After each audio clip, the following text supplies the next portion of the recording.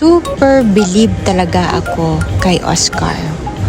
Akalain mo, napatalsik niya ang kanyang Meowdy sa pwesto dyan. At siya na ngayon ang nagmamay-ari sa area na yan. At ang kanyang Meowdy ay nasa sofa na natutulog. Hindi na kami magkatabi, guys. Si Oscar na ang aking katabi. Wag na wag nyo yan galawin. At maghalo na ang balat sa tinalupan.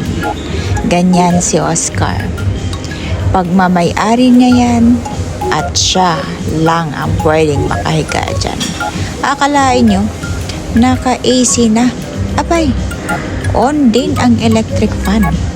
Mind you, dapat naka-level 3 yan, yung lumilipad ang kanyang balahibo.